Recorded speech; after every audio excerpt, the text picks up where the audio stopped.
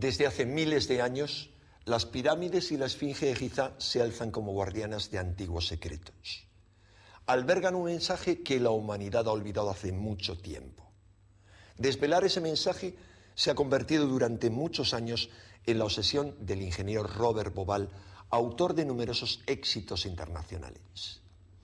En este documental, Bauval nos desvela algunos de los fascinantes secretos que se esconden tras el mito de Osiris, su esposa Isis y su hijo Horus, mostrándonos sus asombrosas conexiones astronómicas. El culto egipcio de los antiguos misterios iniciáticos se inspiraba precisamente en este mito. Era una búsqueda de la gnosis, la sabiduría del corazón que nos lleva a descubrir la divinidad dentro de cada uno y brinda a los seres humanos la esperanza en la resurrección y en la vida eterna. Cuando la cristiandad acabó con los últimos sacerdotes egipcios, su sabiduría secreta ya había impregnado profunda y secretamente los misterios cristianos y se perpetuó a través de corrientes heréticas como los cátaros, los templarios, la filosofía hermética del Renacimiento, los rosacruces y la masonería, llegando hasta nuestros días. Descubriremos así que los modernos arquitectos herméticos han diseñado ciudades como París y Washington conforme a alineaciones estelares y han plasmado en ellas símbolos relacionados con el mito de Osiris. En compañía de prestigiosos investigadores internacionales emprenderemos un recorrido fascinante a través del espacio y del tiempo. Un viaje que nos conducirá hasta la extraña ceremonia del fin del milenio que tuvo lugar precisamente en la meseta de Giza. Pero sobre todo, ese viaje nos invita a descubrir la promesa de trascendencia que se esconde en nuestro interior.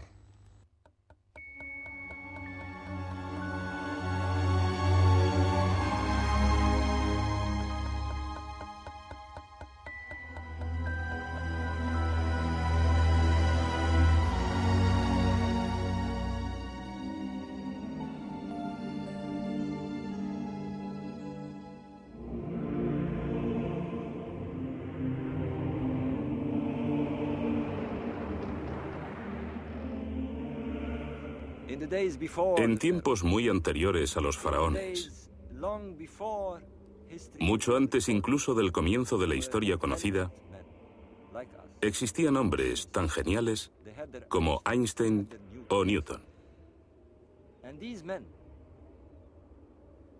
Y esos hombres necesitaban entender la existencia, comprender el cosmos.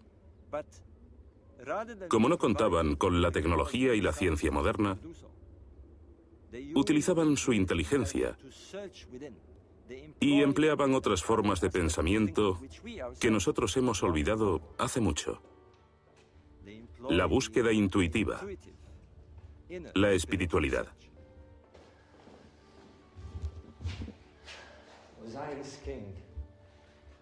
El rey Osiris. Ojalá se pudiera atravesar la Vía Láctea, el Nilo celeste, y que después de la muerte la vida nos llevara de la mano hasta Orión.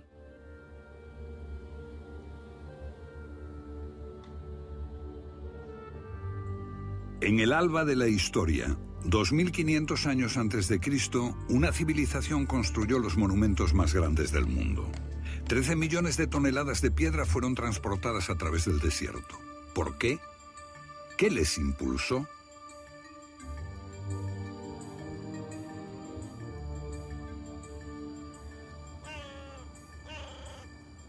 Los egiptólogos nos dicen que sirvieron para construir las tumbas de 3 faraones. Robert Bauval, escritor e investigador británico nacido en Alejandría, pasó muchos años de su vida bajo la sombra de estas pirámides. En los últimos 20 años ha estado investigando su significado en las estrellas y en los mitos.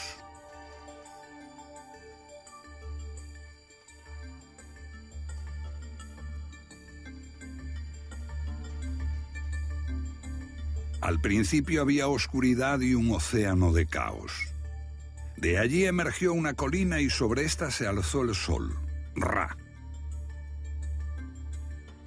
Entonces el ave Benum, el fénix, levantó vuelo y puso el mundo en movimiento.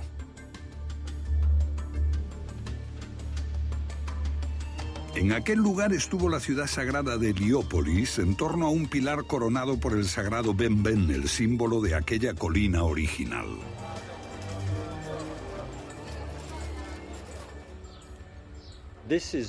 Esto es todo lo que queda de la ciudad de Heliópolis, en su momento la más sagrada del mundo antiguo. En esta fosa estaba el Templo del Sol, el Templo del Fénix. Aquí llegaron los sabios griegos, Platón, Pitágoras, Solón, para aprender de los iniciados egipcios. Heliópolis fue representada con este jeroglífico, un pilar coronado con una cruz. Los antiguos egipcios la llamaban Inú, la ciudad del pilar. Y sabemos por antiguas inscripciones que allí se erigía un antiguo pilar mucho antes de que se construyeran las pirámides de Giza. Sabemos también que en su cima había una reliquia especialmente sagrada llamada Ben-Ben. El Ben-Ben se representa como un cono o pirámide. Pero esta fue la cruz del antiguo Egipto, el más santo de todos los símbolos. Este símbolo se encuentra aún en el Museo del Cairo. Es el brillante piramidión de una pirámide. Los sacerdotes de Heliópolis eran los personajes más importantes después del faraón. Tenían enorme prestigio como constructores, magos y astrónomos. Conocemos el nombre de uno de ellos, Imhotep, que mucho tiempo después sería venerado por los griegos como Esculapio, el padre de la medicina. Pero Imhotep también era legendario por su conocimiento del cielo y arquitecto de la Gran Pirámide. ¿El conocimiento de las estrellas influyó en su construcción? Los estudiosos dicen que los antiguos egipcios no poseían un alto conocimiento astronómico. Pero aquí está la evidencia de su sofisticado conocimiento del cielo. Miren las constelaciones del zodíaco: Leo, Tauro, Piscis, y aquí la constelación de Orión y la estrella Sirio. La constelación de Orión tuvo enorme importancia para muchas civilizaciones. Orión era el gran cazador con su cinturón de 3 estrellas. Para los egipcios era Osiris, el dios del más allá, y estaba relacionado íntimamente con las pirámides. Bobal quería saber hasta qué punto. Todo esto da testimonio de un grandioso plan unificado, un plan maestro. Pero en este plan hay algo desconcertante. Tenemos 3 pirámides, 2 de las cuales son casi del mismo tamaño y están colocadas en diagonal. Pero la tercera es mucho más pequeña y está alineada a la izquierda de esta diagonal.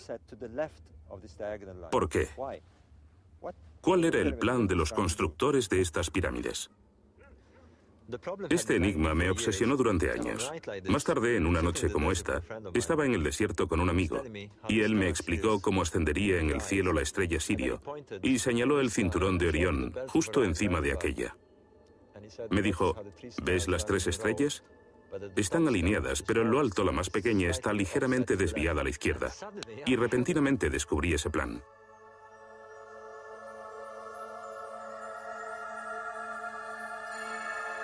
Bobal sabía que otras 2 pirámides cercanas tenían también nombres de estrellas. Lo que descubrió fue asombroso. Orión, el rey Osiris, estaba tanto en el cielo como en la tierra. Pero algo no encajaba. Los egipcios veían al Nilo como la Vía Láctea terrestre y a las pirámides como el cinturón de Orión.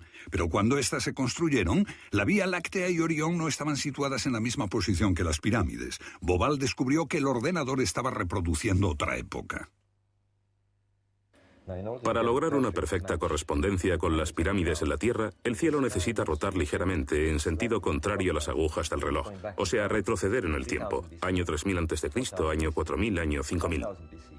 La posición de las estrellas cambia a través del tiempo por un fenómeno llamado precesión. Igual que en una peonza que rota y se traslada, el eje terrestre tiene un pequeño balanceo. Este produce un pequeño retraso en el punto por el cual debe salir el sol en el equinoccio de primavera. Año 7000, 8000, asombroso. La correspondencia entre cielo y tierra nos sitúa en el año 10.500 a.C. Ese año, la Vía Láctea coincidía exactamente con el curso del Nilo. Los constructores se remontaron a un distante pasado para reproducir el cielo cuando Orión ascendía. Aquella era la mítica edad primera de su religión, cuando los dioses gobernaban Egipto. Otro enigma. En la Gran Pirámide hay unos extraños canales muy estrechos que apuntan al cielo. Los egiptólogos les llaman canales de ventilación. No hay forma de que pudieran haber sido canales de ventilación. El diseño es demasiado complicado. Apuntan hacia fuera de la pirámide, al cielo. Deben haber tenido una finalidad superior. Los astrónomos descubrieron que esos canales estaban dirigidos a la Osa Menor y a Alfa Draconis, la estrella polar de la antigüedad. Obviamente, no se metieron en estas complicaciones por juego. Para los antiguos egipcios, Orión era Osiris, el gran dios de la resurrección. Esto es una reconstrucción del cielo en el año 2500 a.C. Veamos qué ocurre en el cinturón de Orión cuando éste cruza la línea norte-sur. El canal de la Cámara del Rey apuntaba a Orión, el dios Osiris. Ahora bien, aquí a la izquierda de Orión está la estrella Sirio. Para los antiguos egipcios era la estrella de Isis, la esposa de Osiris. Y fue maravilloso descubrirlo. Bovall descubrió que el último canal apuntaba a Sirio, la estrella de la diosa Isis. Los antiguos egipcios estaban construyendo caminos hacia Isis y Osiris, sus dioses del más allá y de la resurrección.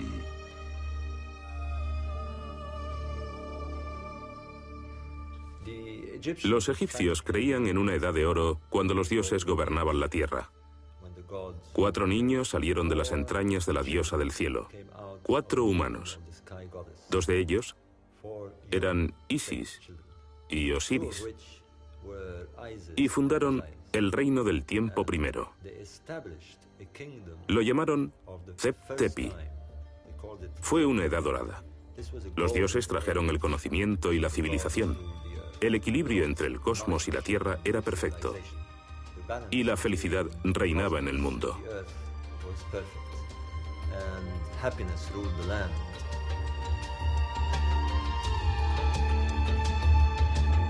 Una edad de oro en la que reinaba Osiris. Pero Set, su hermano, sintió celos y lo mató.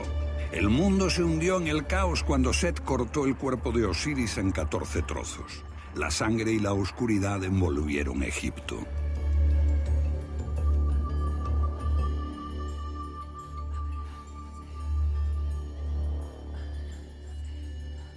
Pero Isis, la leal esposa de Osiris, buscó por toda la tierra los trozos de su esposo y los unió dentro de un lienzo. Pero ella no pudo encontrar el falo, y fabricó un falo de oro con el que se impregnó de la semilla de Osiris y engendró un hijo, Horus, el niño divino. Horus se convirtió en el primer faraón, y todos los faraones posteriores creían ser reencarnaciones de este Horus. Eran Horus vivientes.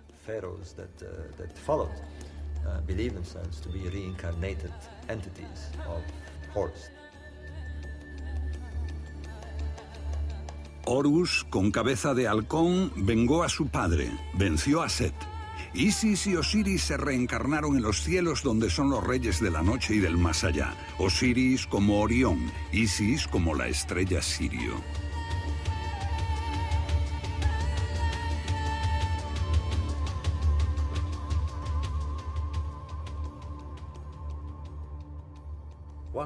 No podemos olvidar la importancia de la estrella Sirio.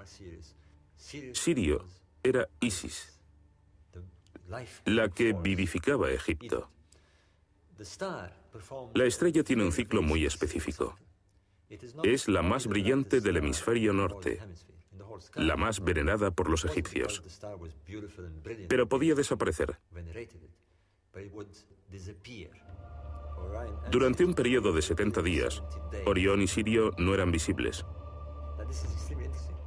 Este periodo de 70 días era también el tiempo de embalsamiento del difunto. Les llevaría 70 días realizar todo el ritual y, por lo tanto, es evidente que lo asociaban a la desaparición de las estrellas durante 70 días. 70 días de espera y luto, temiendo que la estrella volviese a nacer. Pero entonces, en un día mágico del solsticio de verano, 70 días después, la estrella resurgía en el horizonte por el este al amanecer, unos minutos antes que el sol. Y este destello, esta chispa, era la vida. La reaparición de la estrella era el momento culminante del culto egipcio. En esos mismos momentos, el Nilo aumenta por las lluvias monzónicas. La inundación del Nilo trae nueva vida a la tierra reseca. Para Egipto significaba el renacimiento, y era tan importante que esta inundación marcaba el comienzo del nuevo año. Esta milagrosa conjunción de la salida del sol en el solsticio de verano con el renacimiento de Sirio anunciaba la inundación del Nilo, que fertilizaba los cultivos y respaldaba la gran idea egipcia del renacimiento.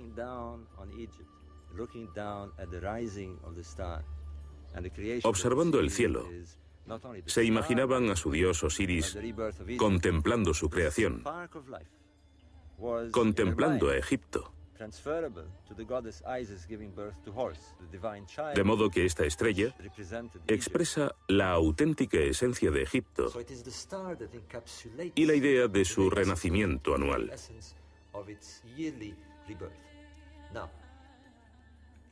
Tenemos así una madre divina, esta estrella del este. Curiosamente, el mismo concepto aparece 3000 años más tarde en un culto totalmente nuevo. Pero, ¿es realmente un culto nuevo?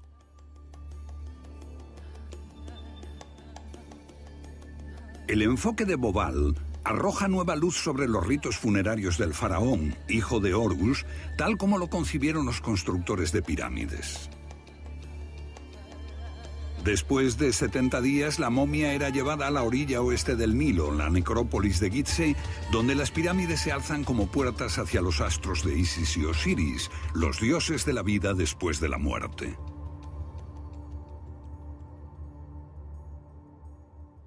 Les estoy llevando al interior de la tumba.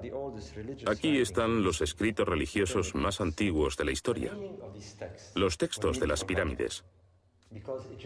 Su significado fue olvidado, porque los egiptólogos consideraron a la religión egipcia como un culto solar. Pero esta no es una religión del día y de la vida, es una religión de la noche y de los muertos. Estos textos nos dicen que el rey se convierte en una estrella en el reino de Osiris, en la constelación de Orión. Uno de esos textos dice: «Oh rey, tú eres compañero de Orión». Y otro afirma: «Puede que atravieses la Vía Láctea y vayas al lugar donde está Orión».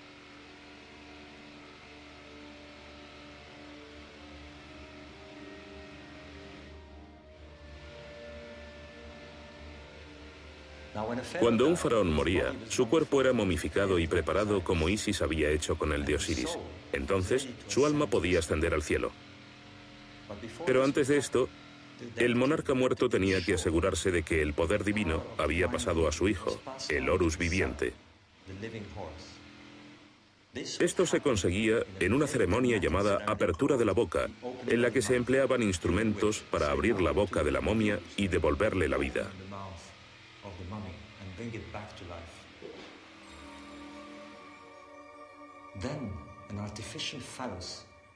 Después se colocaba un falo artificial en la boca, y el rey muerto era enviado a Sirio, la estrella de Isis. En ese momento se producía la fecundación del útero de la diosa.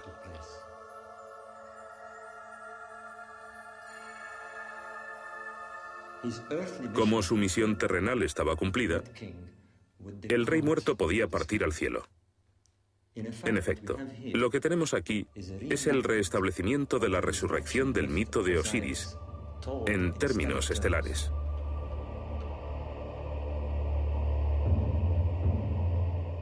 En el antiguo Egipto, esta era la entrada al otro mundo, el reino de Osiris. Este es un lugar donde reina el misterio. Hasta ahora, los científicos no han visto más que las tumbas de 3 faraones muertos, pero crece la certeza de que fue más, mucho más.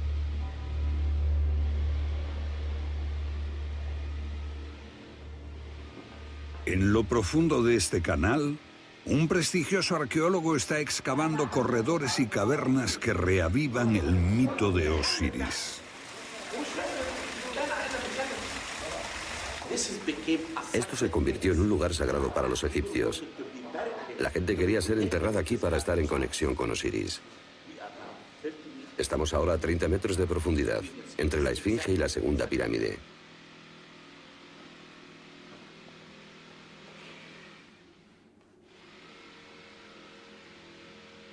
Hallamos restos de 4 pilares como este. Dentro hay agua. Bajo el agua hay un sarcófago.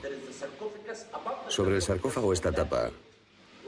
Cuando miré dentro del sarcófago no encontré nada, pero ¿por qué? Osiris no está aquí, pero su espíritu simbólicamente sí. Ellos lo veían como la tumba de Osiris, y esto es realmente un cenotafio simbólico de Osiris, y es único. Se convirtió en una leyenda porque mucha gente poseía una pequeña estatua del dios hecha de madera, con la erección. La erección significa resurrección, porque Osiris es el dios de la resurrección.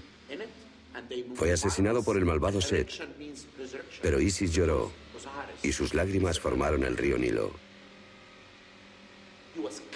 Ella restauró el pene que no pudo encontrar y con él tuvo a su hijo Horus, que venció al demonio.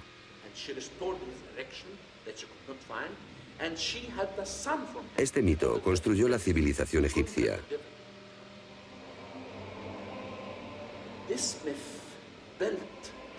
Sin Isis, no hay Nilo. El Nilo fertiliza la tierra. Y sin Nilo no existe Egipto. El relato también nos dice que el demonio tiene que ser derrotado siempre.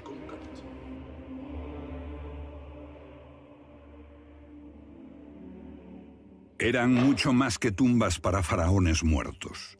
Esta fue la grandiosa expresión de una civilización con una visión cósmica. Indagaba en la muerte y en la resurrección a través de ritos mágicos y de iniciación. El punto central de la religión egipcia, la idea total del culto de iniciación y del sentimiento místico, consiste en conocer cómo se produce esta transfiguración y viaje a la otra vida para formar parte del reino de Osiris en el más allá. Osiris es la constelación de Orión. Ellos lo llamaban Sahu, un extraño nombre que significa convertirse en un ser astral. Le pusieron este nombre a la momia. Las hemos llamado momias, pero en el antiguo Egipto su nombre significaba convertirse en Sahu. Transformarse en Sahu era convertirse en momia, pero también en una entidad espiritual. Fundirse con Orión. Del mismo modo decimos unirse a Cristo o hacernos uno con Cristo después de la muerte. ¿Eran las pirámides de Gizeh un intento de alcanzar la vida más allá de la muerte? Las nuevas teorías ganan terreno. Eran un modelo real en la Tierra de esa región del cielo a donde se espera que viaje el alma. De modo que este era un lugar de iniciación, un lugar de preparación en los misterios sobre qué espera más allá de la muerte.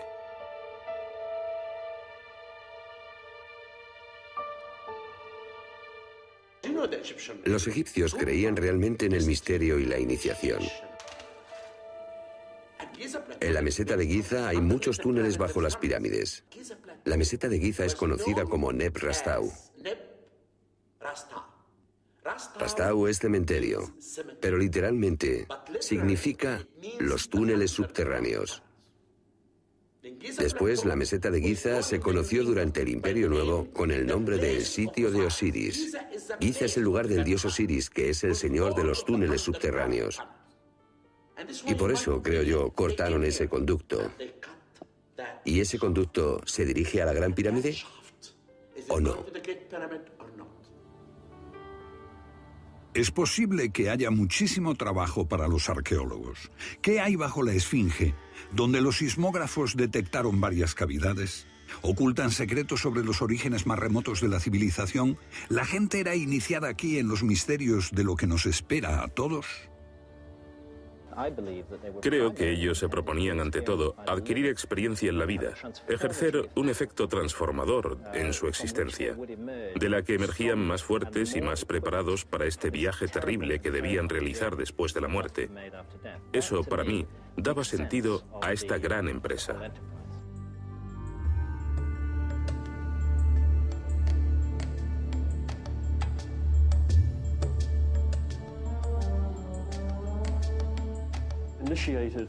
Eran iniciados en los misterios del silencio y la quietud.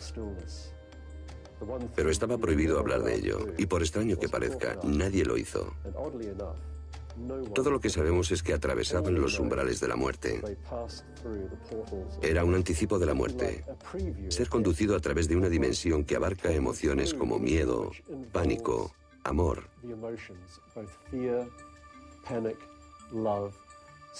Simplemente se trataba de empujar a un individuo hasta un punto en que se abra a todo aquello que en realidad no es él. De modo tal que pueda emerger el auténtico yo que subyace tras la personalidad social. Un lugar donde los hombres pueden estar junto al Dios.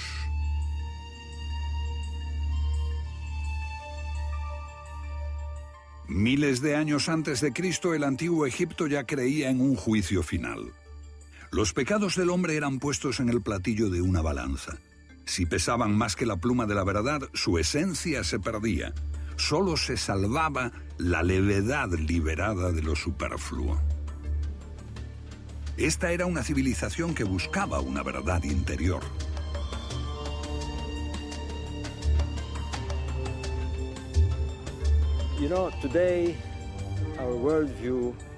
La visión del mundo de nuestros científicos nos dice que la verdad está fuera y que tenemos que buscarla fuera. Pero los antiguos egipcios decían que la verdad estaba en el interior de cada uno y su búsqueda era hacia adentro. Ellos creían que en el individuo vive la chispa de la divinidad. Y para aprender a expandir esa llama interior, para alcanzar la plena madurez, tenían que hablar con su propio interior en un lenguaje que llamaban el idioma de los dioses. Veamos cómo percibían ese lenguaje. Si somos parte del cosmos, debemos comunicarnos con este. Y ellos lo hacían sintiendo, captando mensajes del viento, de las estrellas, la luna, la fertilidad de la tierra, el nacimiento de sus hijos. Este es el lenguaje de la naturaleza, el lenguaje del cosmos. En algún momento comenzaron a entender que se podía codificar en símbolos este lenguaje. Se podía simbolizar el principio cósmico. Este es el principio de la escritura sagrada. Así se inventaron los jeroglíficos. Su invención proviene de los dioses.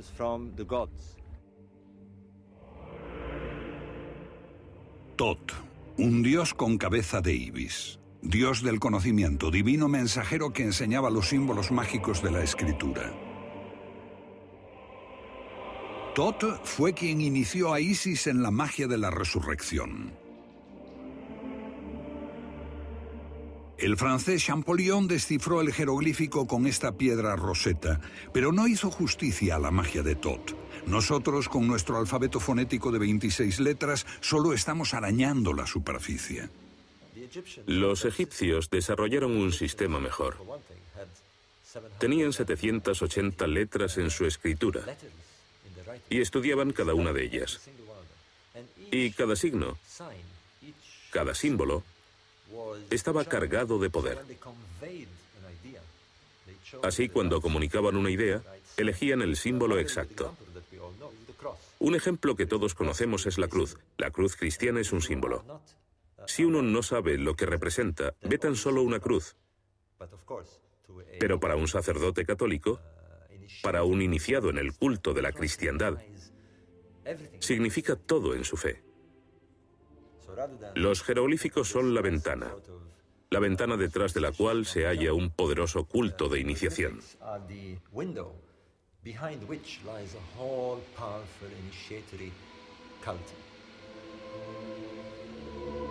¿Qué significaba para los egipcios este símbolo en el que están iniciados todos los católicos? El misterio de la Eucaristía. Boal cree que el antiguo Egipto hablaba en símbolos y que su magia aún puede hablarnos hoy, aunque no logremos entenderla. La época de la Gran Pirámide nos sitúa en el 2500 a.C. Después de 2000 años, las ideas religiosas se debilitaron y aparecieron nuevos dioses. Pero el mito de Osiris resistió, aunque cambió su nombre por el de Serapis. Los templos de Serapis y de Isis podían hallarse lo mismo en Inglaterra que en Alemania o en Francia. A partir del primer siglo después de Cristo, esta cultura se expandió por todo el Imperio Romano y rivalizó con la cristiandad emergente. Y también influyó en la cristiandad.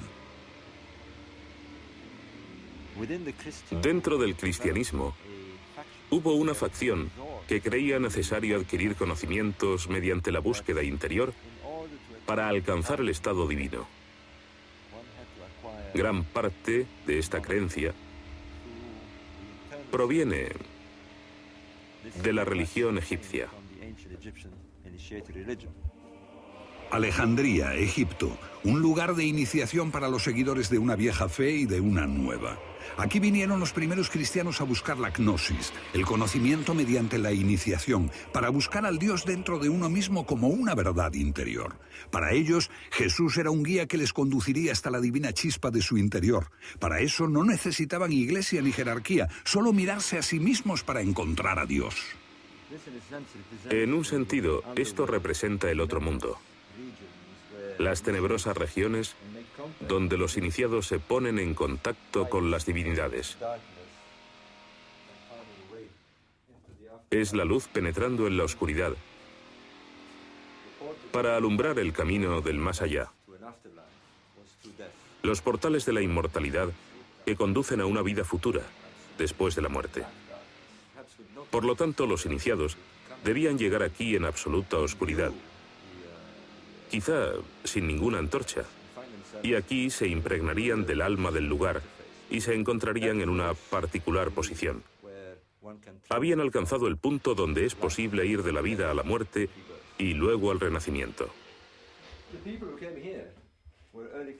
Estas gentes fueron los primeros cristianos y el eslabón entre el culto mistérico de los antiguos egipcios y la religión agnóstica. La religión agnóstica es, en cierto sentido, el culto mistérico del antiguo Egipto, cristianizado. De modo que tenemos la resurrección representada por los rituales de momificación. Aquí vemos a Anubis sobre una momia y a Thoth, llamado Hermes por los griegos. Estamos aquí en el siglo II después de Cristo y vemos a los primeros cristianos haciendo rituales propios del antiguo Egipto, presentando la pluma de la verdad, el símbolo de la verdad, a la divinidad. En este tiempo, el cristianismo primitivo no había formado aún su iconografía y sus mitos. Elaboró la cristiandad sus mitos. De los 4 evangelios hay uno que formuló la idea de la natividad y la imagen de María como sagrada madre de un niño divino, Jesús. Y curiosamente relaciona el relato con Egipto, el Evangelio de Mateo. El Evangelio de Mateo es único por 3 motivos relacionados con la historia de la Navidad. 1. Los magos. Vinieron de Oriente y seguían a una estrella. El segundo, la estrella de Oriente, El tercero, la Sagrada Familia huyendo a Egipto para salvar al niño de Herodes y yendo a refugiarse en Heliópolis.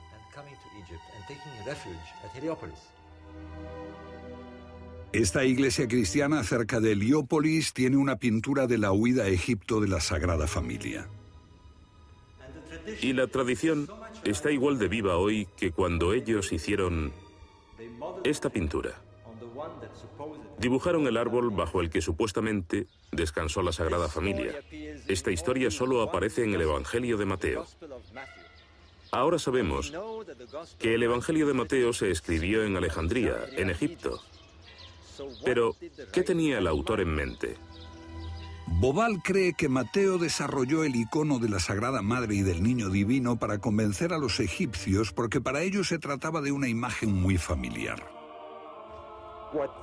El icono más importante del culto religioso del antiguo Egipto es sin duda esta diosa Isis con el niño Horus en su regazo. Los cristianos tratan de extender aquí una nueva religión, un nuevo culto entre gente que creyó durante 3 milenios que el niño divino era el hijo de Isis. De hecho, en cierto sentido, se secuestró el mito estelar de Isis y Horus, y la estrella Sirio se insertó en la mitología cristiana. Los antiguos creadores del incipiente culto cristiano introdujeron el mito de Isis en su nueva religión. Utilizaron un astro, la estrella de Oriente o de Belén. ¿Pudo ser esta Sirio, la antigua estrella de nacimiento divino para los egipcios? Después de 3000 años, por el fenómeno de la precesión de los equinoccios, fue cambiando el tiempo de la salida y la puesta de Sirio. Cuando nació Jesús, Sirio aparecía en torno al solsticio de invierno, no en el solsticio de verano como en el antiguo Egipto, sino en torno al 25 de diciembre, para ser precisos, justo después de la puesta del sol. Sabemos que judíos y cristianos celebraban el cambio del día al anochecer, no al amanecer como los antiguos egipcios. El 25 de diciembre veían salir la constelación de Orión y Sirio se asomaba por el horizonte. Era la misma imagen con que los antiguos egipcios celebraron durante miles de años el nacimiento del niño divino Horus, el Dios Hijo.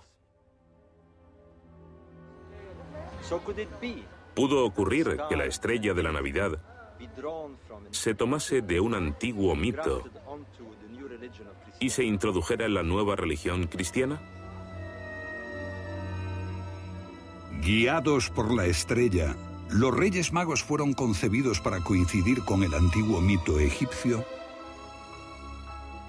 La constelación de Orión, con 3 brillantes estrellas formando el cinturón, se asomaría anunciando el nacimiento de Sirio. Pero es solo Mateo quien menciona a los 3 magos en su Evangelio. ¿Podría explicar esto por qué las 3 estrellas del cinturón de Orión fueron identificadas con los 3 Reyes Magos? Es evidente, si se estudian juntos el mito y la historia, que quienes lo escribieron veían a Isis como la madre de Jesús. Después desarrolló una identidad propia como María y se quitó la parte que tenía de Isis.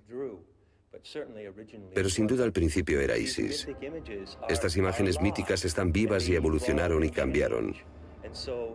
Nada puede ser estático y nada puede ser dicho de una sola forma y solo una vez.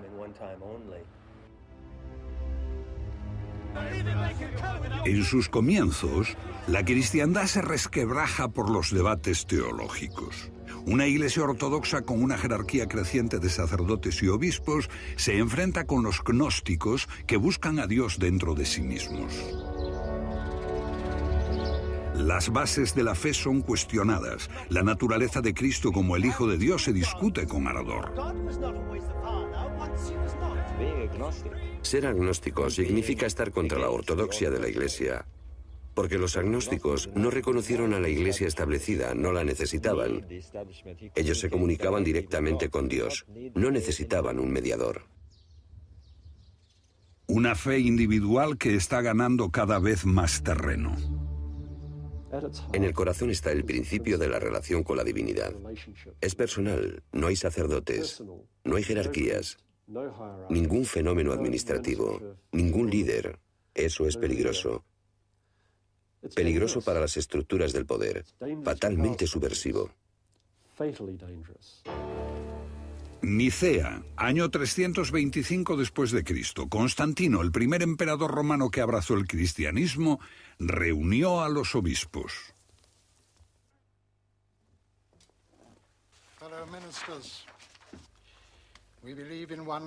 Como estadista optó por la ortodoxia y el apoyo a su poderosa jerarquía. And in one Lord, Jesus Christ, the Son of God, begotten from the Father, God from God, light from light. Los evangelios gnósticos arden. Los cristianos matan a cristianos por millares. Los gnósticos y los paganos son arrasados. El Seapeum, el templo de Osiris en Alejandría y su gran biblioteca son pasto de las llamas.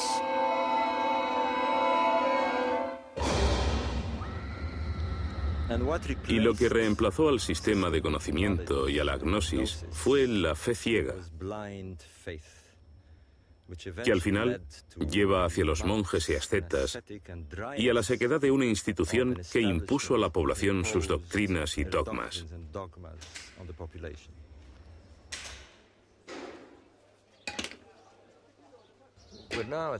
Estamos ante la mayor encrucijada de la cultura mundial.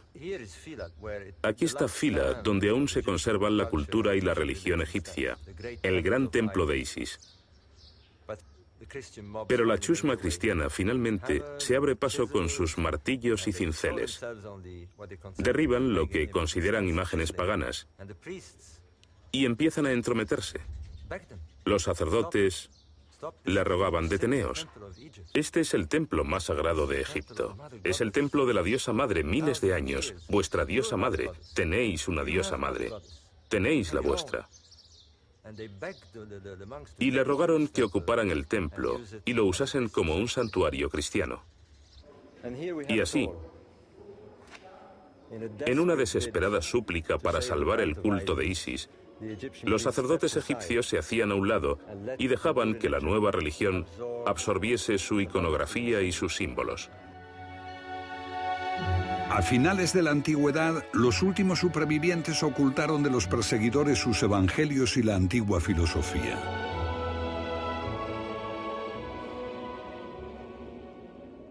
Estos escritos gnósticos fueron descubiertos recientemente, pero los textos filosóficos aparecieron mucho antes en Florencia, la cuna del nuevo despertar de Europa.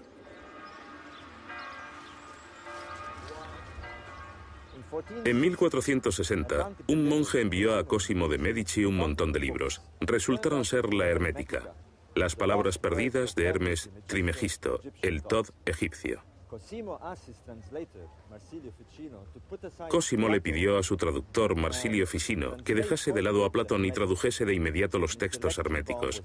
Una bomba intelectual estaba a punto de estallar. De pronto, la sabiduría egipcia surgió ante la conciencia europea y se convirtió en algo sumamente importante. Y en los 200 o 300 años posteriores inspiró el arte europeo, el esfuerzo intelectual, el pensamiento, la filosofía y el saber en general.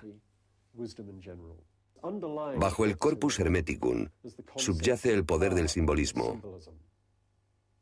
Esos símbolos no son solo algo por lo que se reconoce a alguien o un eslogan publicitario. Significan algo mucho más profundo. Ellos creían que el símbolo podía conducirles a la iniciación. El hermetismo se hizo tan popular que incluso el Papa Borgia decoraba sus apartamentos en el Vaticano con escenas de Osiris, Isis y Hermes Tod, imaginadas por pintores del Renacimiento. Aquí la religión insinuaba que contenía una verdad más antigua que algunos consideraban más sabia que la de Moisés y la Biblia.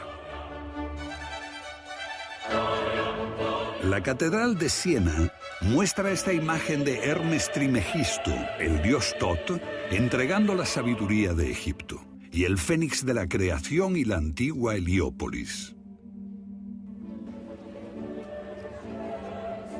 Los papas esparcen por toda Roma símbolos de la antigüedad y obeliscos egipcios.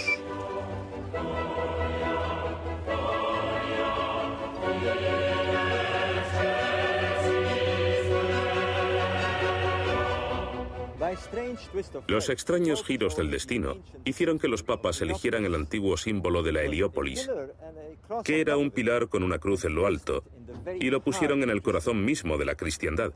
Y qué ironía que todos los que venían aquí también viniesen a admirar este símbolo pagano de Egipto. Expertos como el jesuita Athanasius Kircher estudian los enigmas egipcios, pero la Iglesia intuye el peligro. El hermetismo inspira formas nuevas e individuales de devoción que no interesan a la Iglesia. Las ideas se prohíben y los libros son quemados. En el año 1600 el hermetismo es silenciado. Su principal promotor, Giordano Bruno, es puesto a disposición del tribunal eclesiástico, pero a pesar de las crueles torturas no reniega de sus ideas. La Iglesia solo tenía una forma de parar esto, y entonces ocurrió algo impensable. En una nublada mañana de septiembre, el hermetista Giordano Bruno fue arrastrado a este lugar, amordazado y quemado vivo. En el último momento, trató de apartar sus ojos de la cruz que blandía ante su rostro un monje de la Inquisición. El hermetismo se transformó de pronto en algo prohibido. El hermetismo se refugia en sociedades esotéricas como los Rosacruces y la francmasonería. La Gran Logia de Londres, corazón y cuartel general de la francmasonería, está repleta de antiguos símbolos. Iniciación secreta, ritos, símbolos. Pregunte a cualquier masón sobre el vínculo con el antiguo Egipto y posiblemente se reirá. Escritores como Bob Lomas y Chris Knight habían hecho lo mismo hasta que la curiosidad pudo más. Hace 10 años nos hubiésemos burlado de alguien que dijese lo que estamos diciendo ahora, pero el hecho es que hay una línea recta clara que parte de Egipto y que se unió y se bifurcó a lo largo del tiempo. La pirámide con el ojo que todo lo ve, la enorme estrella, los símbolos egipcios más sagrados penetraron en los misterios masónicos. En sus libros, Lomas y Knight investigan la influencia de la francmasonería en los símbolos y las instituciones de los Estados Unidos. Los fundadores de los Estados Unidos de América, la mayoría de ellos eran masones. George Washington, Franklin y otros. La construcción de la Casa Blanca recoge emblemas masónicos. Y la Constitución de los Estados Unidos es una extensión de los principios de la masonería, de la democracia. Promueve la inversión en ciencia y el fomento de la ciencia. Se trata de un experimento masónico que a su vez es un experimento del antiguo Egipto, el principio de hacer el bien por el bien fuera de una religión. Y eso es lo que la masonería significa hoy. Frente al templo masónico de George Washington hay otro símbolo familiar. En este lugar, George Washington y otros padres fundadores de Estados Unidos son representados portando un mandil masónico. El dólar, símbolo del poder de Norteamérica, muestra el lado oculto del sello americano, la pirámide con el ojo que todo lo ve y el lema de un nuevo orden mundial. Es interesante, por ejemplo, que cuando el presidente americano presta juramento está haciendo un símbolo masónico, que no puedo demostrar por qué contravendría mis votos como masón. Él no explica de qué se trata, pero es el símbolo masónico de la fidelidad. Napoleón empezó su andadura en la escena mundial como conquistador de Egipto. Cuando Napoleón llegó a las puertas del Cairo, no llegó como cristiano. Él y su ejército estaban muy imbuidos en un culto revolucionario modelado con ideales masónicos. Prácticamente todos sus generales eran francmasones, y Napoleón se inició una noche que pasó solo dentro de la Gran Pirámide. Cuando volvió de Egipto, Napoleón estaba obsesionado con la idea de que le protegían las estrellas. Tanto que este monumento, conocido como Place de l'Étoile, Plaza de la Estrella, se situó a lo largo del eje central de París, de los Campos Elíseos, y más aún. Esta gran arteria de París está a 26 grados este para alinearse con la estrella de Isis. Esto es lo que cree Bobal. Esto es lo que los parisinos veían cuando miraban al este, la salida de la constelación de Orión. Y aquí está Sirio asomándose en el horizonte, a 26,5 grados a la derecha del este, en perfecto alineamiento con los Campos Elíseos. Algunos historiadores dicen que el nombre de París puede estar relacionado con el nombre de Isis, porque aquí donde está la iglesia de Saint-Germain-des-Prés hubo una vez un templo de Isis. Y los romanos solían llamar este sitio Par Isis, que quiere decir cerca del templo de Isis. Par Isis, París. Napoleón quedó tan impresionado que ordenó incluir a la estrella Sirio y a la Isis en la proa del barco, en el emblema de París. La ciudad contiene muchas referencias a Isis y a Egipto, como este techo del Palacio del Louvre.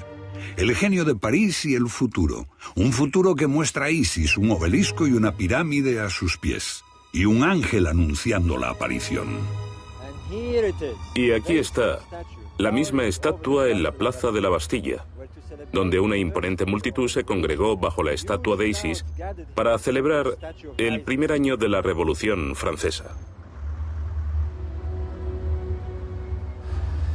Y ahora, 200 años después, lo que vemos, bueno, como en el cuadro, un obelisco y una pirámide que fue inaugurada por el presidente Mitterrand en 1989, en el bicentenario de la Revolución. Aquí ven estos instrumentos mágicos muy antiguos colocados en el corazón del mundo. Pueden imaginarse a millones de personas caminando por aquí durante años, y en ocasiones despierta la imaginación de uno. Alguien dirá, bueno, ¿por qué está aquí? ¿Qué está haciendo aquí? Y se ve obligado a evocar la magia del pasado y lo que significaban los símbolos. Símbolos que contienen, como los jeroglíficos, muchos significados. Lo mismo sucedió cuando Egipto tuvo la brillante idea de entrar en el nuevo milenio a través de la televisión mundial.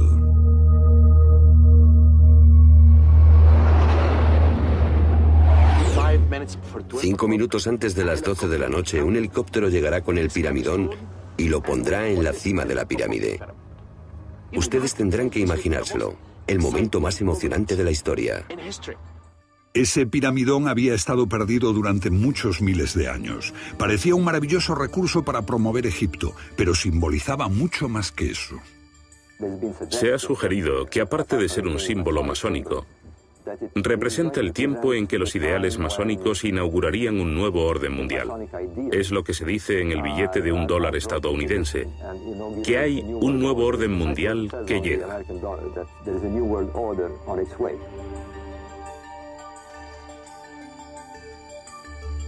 Un influyente profeta moderno, Edgar Cayce, había predicho la llegada de un nuevo Mesías, es decir, un nuevo Horus. Por primera vez en miles de años, Sirio, la estrella de Isis, aparecería al acabar el año por encima de la pirámide. Los antiguos egipcios representaban a Isis con dos símbolos, una estrella sobre un triángulo.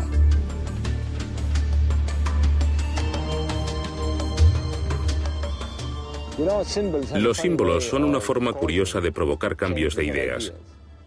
Y por lo tanto, me habría gustado verlo, porque me gusta ver cosas así. Como una especie de magia antigua, algo que no se entiende. Está ahí para recordarnos que vivimos en un mundo mágico y que no lo hemos entendido del todo.